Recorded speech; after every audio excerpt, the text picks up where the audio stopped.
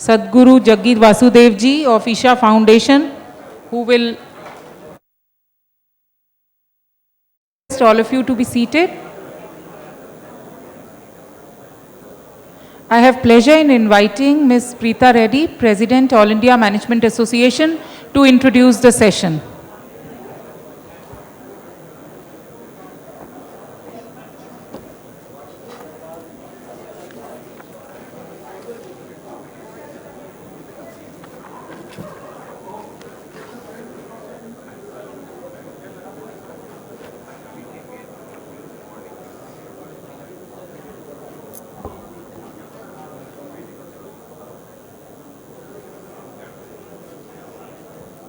Namaste and thank you all for being here. When we were trying to see what could be the most appropriate way to end a day and a half of our National Management Convention, we spoke about reinventing India. And then we realized that when you have to manage your businesses, you have to manage yourselves, you actually have to reinvent yourselves in your own way. We consider ourselves experts in finance sometimes, experts in management, experts in the visual arts, experts in many fields. And the aspiring managers want to be experts in their own way. But there is a single connect between wanting to be good and wanting to be able to execute very well. And I think that single connect comes from looking inwards, looking within yourselves. And we have realized, many of us who worked at whatever jobs we do, is that belief is power. And I think we have to believe in ourselves. So having said that, I think we are extremely lucky. IMA should consider itself very lucky that we managed to get Sadhguru Jaggi Vasudev to come and speak to us on reinventing ourselves. Thank you so much, Sadhguru, for being there. And for him, he does everything with a grace and elan. He didn't make me feel that it was hard for him to come here, but I know because he flew in from Singapore and is en route to the UK. So this was literally a transit stop, and he did that for all of us. So thank you again. We appreciate that. How does one introduce and welcome a yogi and a profound mystic of our times? How does one welcome and introduce a visionary, a humanitarian, and whose scientific methods for self-transformation are both direct and powerful?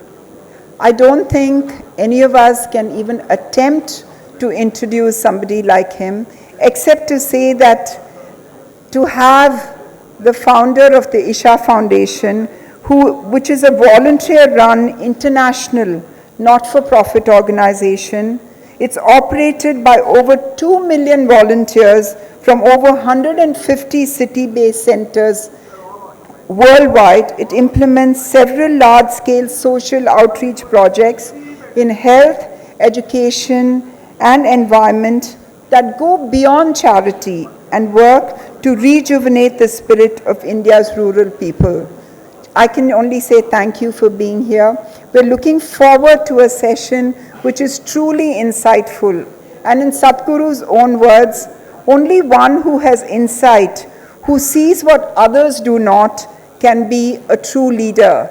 So we're looking forward to some leadership lessons in this session, and I know that we will really learn beyond what we expect to learn. To Shekhar Gupta, a special welcome. Thank you, Shekhar, for being a friend and for being here with us. You need no introduction to the audience. Everybody knows what Shekhar has done, what Shekhar is capable of. So we will go right into the next session, and I'd like to welcome Sadhguru and Shekhar Gupta onto the stage.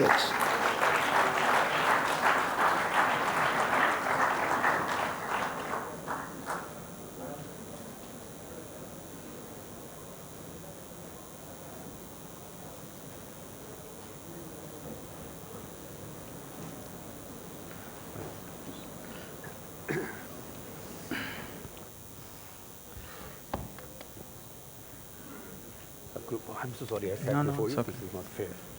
Nothing like that. May I request the AV to be played? Am I audible to all of you? Microphone. And are you mic'd up, Yes, Sadhguru, I am. are you? So, can we get lights a little bit dimmed because I can't see anybody? I don't know. Now it's better. Limelight should be on Sadhguru, not on me. Well, thank you very much for being here, and most of all, thank you, Sadhguru, for making this possible. I was just telling him that I've never had a conversation with him that wasn't fun, if I can say that to a mystic. And because I know he's a mystic, he won't mind my saying that. All of you know who Shekhar is, and I have, in many August audience, I have seen Shekhar successfully dismantling business leaders, politicians, ministers. Well, So here's your opportunity to dismantle a there's mystic. also, he and I have never had a conversation which has not gone into a direction in which I had not planned it to go. I mean, whenever I plan something, it goes in another direction. So even when we had a conversation on camera, I started by describing him as an unusual mystic. And he just took it in another direction. He said, what's an unusual mystic? Either a man is a usual man or the man is a mystic. And he added to that something that said, I think if you're not a mystic, you are a mistake. Isn't it? So, in so many years of knowing him and having many conversations, I wondered, how can I level with him? Because he's such a Pancha hua insan, he's a realized master. Who am I? I'm just a hack. But I'll tell you what I have in common with him. And that's where we level. Definitely not here. Definitely not here. No, there are many things where we are not in common. But one area where I am an absolute equal with him is that I haven't read the Vedas or the Upanishad or even the Gita. And so says Sadhguru. Am I right? And Admitting ignorance. absolutely. And the other thing is that, I've always had an argument in my mind on whether there is a God, there isn't a God. There is a Buddhist way, there is another way, there is Sadhguru's way. Because the temple he has in at his center is not a temple at all in a conventional sense. You don't pray to any God, isn't it, Sadhguru? So, for the curious, he's a wonderful mind, and he's a very patient listener and a very patient talker. So, Sadhguru, don't expect me to ask you profound questions. The theme today is how to change the India story. So we'll talk about what's wrong with India story and what needs changing and how. But since I'm a newsman and I respond to news, let me start with news. When you see the papers this morning, you see this picture of a man in the tiger's enclosure in the zoo and the tiger standing in front of him. Who do I feel more sorry for? The tiger or the human being? Because both look equally scared and both look equally confused. I know it's a pathetic picture that a human being sitting there. And the tiger, a zoo-born tiger, not knowing what to do. The tiger also confused, looking at him till his instincts took over. The problem is not of the tiger and the man who fell into the tiger's moat. The problem is whether it's human beings or the so-called wildlife, both of them are largely zoo-born today. So, I mean, all of us are zoo-born in a way. I'm wild, okay? He's the only wild one. And our children and grandchildren are in fact now zoo-cloned, not even zoo-born. So, that is a real concern because in trying to organize life, in trying to organize our survival process, which unfortunately is being raised to heaven these days, for the first time probably in the history of the world, and first time in modern societies also, it's only in the last 20 years that economy is a worthy subject for conversation. people talked about weather, local gossip, romance in the area and things like that, but now everybody discusses economy. Economy is not some heavenly subject. Economy is just organizing our survival process. So in trying to organize this, we are losing everything else in our lives. There's no room for aesthetics, there's no room for love, there's no room for joy, there's no room for some song or dance. Everybody is on the economy. So if you think by fulfilling your survival, human life is going to be fulfilled, you have a big surprise coming. Because the very nature of being human is this, that survival will not fulfill you. If you had come here as any other creature on this planet, stomach full, your life would be settled. That's not the nature of the human being. Stomach empty, there's only one problem, stomach full, there are 100 problems. Yes, in a country like ours, there are so many people who are still hungry, unfortunately. For that reason, we have to definitely act and act quick, because you can postpone many things in your life, but you can't postpone your lunch or dinner. It has to happen. Well, today's lunch has been postponed, of course. So, we have to act in that direction, that's different. But still, the whole world being engrossed in economy as if that is the greatest thing will reduce our lives into something so mundane and so basic, you will wonder, why the hell are you alive after some time, after being successful? Right now, success is difficult. Procuring your… what is needed for your life is difficult, so it's keeping you engaged. There's a challenge of being… fulfilling that. Tomorrow, if everything gets organized as it's happened in many other nations in the world, you will not know why you're alive. It's my… this is not a negative thought, because I know how human minds work and what they're fired and where they get depressed, what is it that puts them up or puts them down. Based on this, I'm saying that probably in another 50 to 100 years, if economy is doing well, people in the world are eating well, and information, tremendous amount of information, everybody knows how many galaxies are up there. You know, a 8-year-old boy knows what is the name of that B62 galaxy. He knows about that because he's just gone on the internet, he didn't go into the space. So everything everybody is supposed to know or pretend to know, and just this volume of information and just being focused on basic survival, it may so happen, we hope it doesn't happen, it may so happen, 50% of the population will commit suicide. Simply because our whole focus is on survival. After it's fulfilled, what do? Nothing is settled anyway in your life. See, Sadhguru, I said in the very beginning that every conversation with you goes in a surprising direction. So… No, you were talking about a tiger. So this one also is… See, yes, from… that person you may think because he's a human being, he's of your species, you're thinking all that. The tiger is just making up his mind, is he good enough breakfast or not? That's all it is. Right. That's why I'm talking about survival. And because the tiger is zoo bred, all he gets is 10 kilos of buffalo meat, as the papers tell us today. That's why he took some time, 13 minutes to make up his mind. So what happens… what happens when human beings become zoo bred, as most of us are, or as, you know, or cloned, as… nursery cloned as our grandchildren will be? We are breeding… we are talking about zoo bred, using the terminology. We are doing that simply because we are overly concerned about our survival.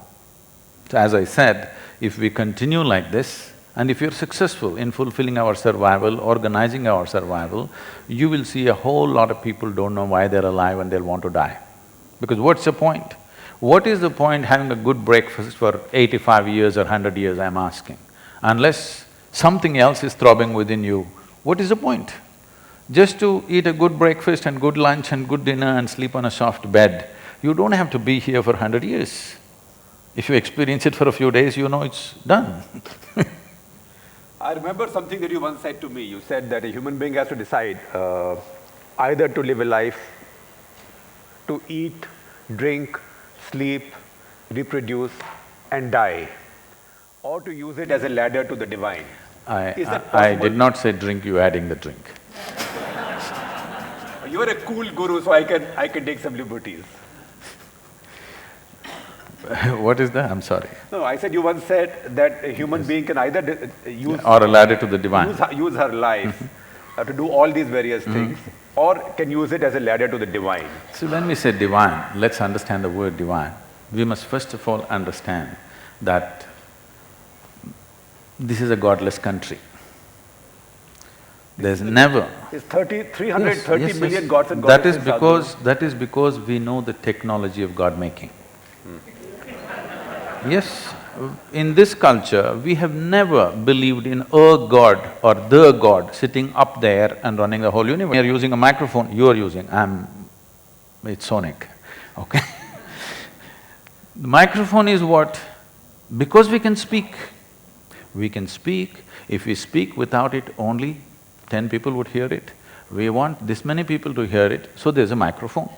That was not enough, so we came up with a telephone and many things, but only because we can speak. So every machine that we have created is only an extension of what we are already experience. Look at people's faces. They're not they're not bursting with ecstasy, you can see that. Well-to-do people, I'm talking, leave the people who have not eaten well, we'll excuse them, they have a good reason. Leave the sick people, leave those who have not eaten well. I'm talking about people who have eaten well today morning. How many are dripping with ecstasy right now? You will see on the street, not just in Delhi, anywhere in the world, people are driving their cars, many of them are driving their dream machines, this was their dream. Are they in great joy? They're in a traffic jam. That means what? You can sit in your dream machine much longer. Are they very happy about it? No. They're about to kill somebody. They're just about on the verge or ready to kill someone. You see these expressions everywhere, not just here. You know, someone very important from United States came. He's from the Kennedy family and he was with us for some time and he wanted to drive in India. I said, you'll get killed. He said, no, I want to drive in India. Then I said, we will send an escort vehicle for you, behind that you drive. So he drove around Tamil Nadu, Karnataka, everything, and then he came to Rajasthan and he drove. And by then I left and he came and met me there in US, I said, what's your experience? He said, Sadhguru, you know what I notice? In America, everybody's in rage. In India, that rage is missing. I said, good, you didn't drive in New Delhi. You drove in the rural scape and one thing he found is there's no rage. But well-to-do societies are in a rage all the time. They may be well-behaved, they may have all the etiquette, but smallest provocation, they're going to burst. Otherwise, why so many psychological problems? Anger will get converted into depression, anger will just convert it into madness because it's a beginning. When you get angry, the expression that most people use is, I got mad, isn't it? They're right. Temporarily they're mad and fortunately they recovered. Many of them don't recover. Some need medicine, some need treatment, some never recover, some need lobotomy, you know. So, looking ahead, if this is how our generation is, as you describe it, the next 2 generations or 3 generations, in fact, now you find every mom is a tiger mom. I said this to a friend of mine who was a Tambram and he said, you know, Americans took credit for it for no reason. Every Tambram mom is a tiger mom to begin with. But I think every mom is a tiger mom now because, you know, you put so much pressure on your children.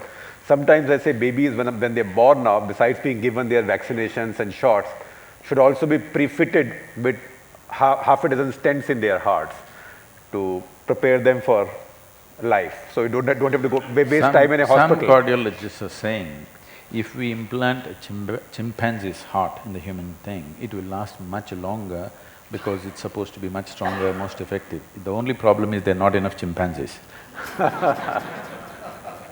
And the human heart won't fit there.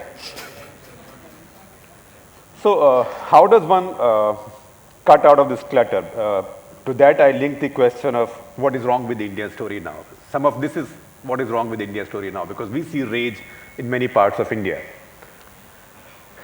See, the biggest thing for India, which is if this one matures wonderfully, everything around will be naturally good. So always the focus is on the individual human being, no mass production.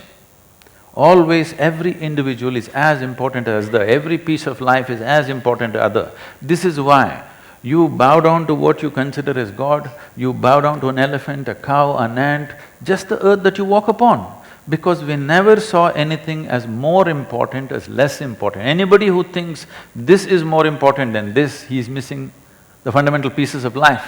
If you think sky is more important than the earth, then you're on the wrong place. You should be gone, isn't it? So all the time, this idea of what is higher, what is lower has come into us mainly from outside. Otherwise here you were always taught that being reverential to everything is most important for human growth. This is not religion. This is the science of making a human being the highest possibility that he can be in his life.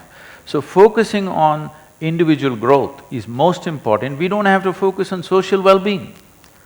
If all the human beings here are doing great, why should you bother about social well-being? It'll naturally happen, it's a consequence. We are too focused on the consequence, not on the process. This is again an import from outside, being goal-oriented. Being goal-oriented means, let's say you have a mango tree in your house, you sit under it and do mango meditation, mangoes, mangoes, mangoes. Mangoes will not come. If you want mangoes, you don't have to coat yourself with sugar or do something else sweet. You just have to handle the filth, the earth, the water, the sunlight. This is all you have to do. Mangoes will fall on your head. This is the same thing with the human being. If you nourish this human being with the right things within himself, results will come.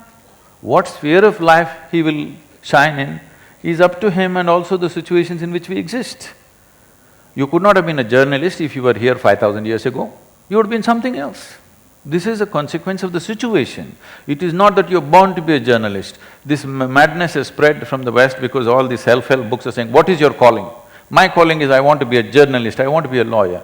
If you were here 5,000 years ago, would you be a journalist? Would you be a lawyer? No, you would be something else. So the important thing is just to grow your body, brains, energy to the fullest potential. What you can do depends on what you do should be always according to the requirement of the situation, not your fanciful idea, isn't it? Or not your mom's fanciful idea. Or what she wants, or the fathers. I mean, I shouldn't be unkind to moms. I think fathers are equally bad. Of what the child should do, or what the child should be. That's a pressure. They have no idea of their own. They want only one thing. They want their child to be little better than the neighbor's child. That's all.